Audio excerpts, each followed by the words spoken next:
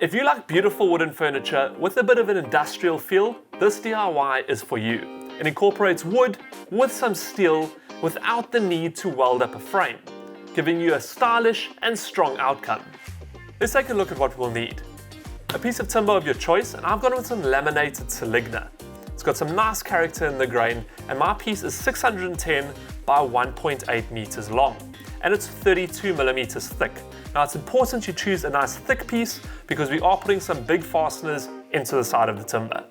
50 by 50 angle iron at 3 millimeters thick, and you'll need at least 2 meters. Then to secure the legs, some 5.5 by 50 millimeter tech screws.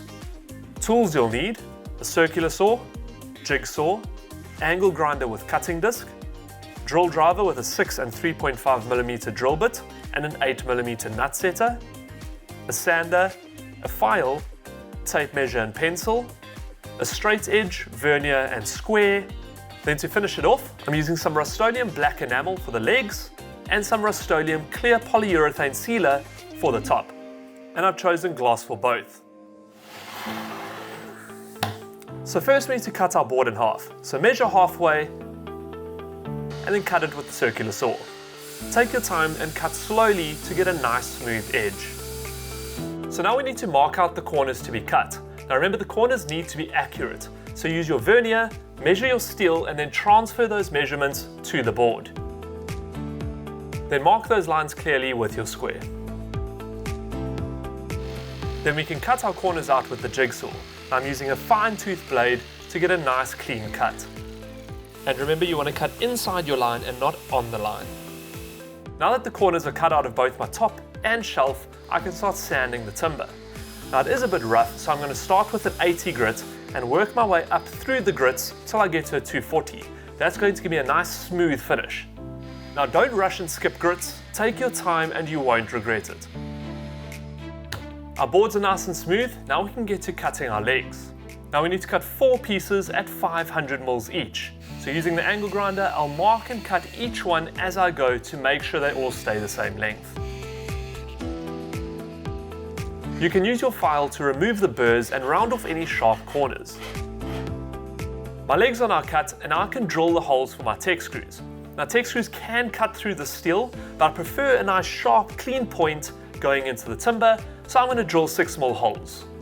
I'll use my vernier to mark 18 mils down from the top of the leg, and that's half of the thickness of the timber. I'll then measure 150 mils up from the bottom, and that's for the spacing for the shelf. Then I'll mark all the centers for my holes. Now we can drill all our holes, but be careful not to overheat your bit as you go. On the top, I'm going to put 2 screws going into the side of the grain, just for some extra strength. The rest will just be 1 hole. Legs are ready, now I can clean them off and then spray them with the black enamel. Remember, even strokes starting off one side and ending off the other. Always remember to paint in a well-ventilated area and read all the instructions on the can. So now we just leave that paint to set and then we can start assembling our coffee table. My legs are dry, now to secure the top I'll lay it face down and then put the legs in place. Now I can mark the position of the holes on the timber. And then drill the 3.5mm pilot hole to prevent the timber splitting. And with the pilot holes drilled, we can secure the legs with the tech screws. Those 2 are on, now I can spin it around and do the same on the other side. Now to secure the shelf, I like to lay the table on its side and then slide the shelf in, centering it with the holes. Now once you're happy that it's center, you can drill the pilot holes in situ. If your chuck is too big, it might not fit and you might need to remove the shelf and drill the holes. Now I can secure the shelf in place with the tech screw. Our coffee table is assembled and ready for sealer. I'm using the polyurethane gloss, and remember, the more coats you apply, the more gloss your effect. Just be sure to let it dry between coats, and then before applying your next coat, use a really fine paper like a 1200 and rub off all those hairs that stand up and then reapply. That'll give you a really glass-like effect. The more times you do this, the more refined your final finish. Really easy to make and looks really impressive. It'll definitely look the part in your lounge. Now remember, everything I used is available at Builders, in-store or online at builders.co.za.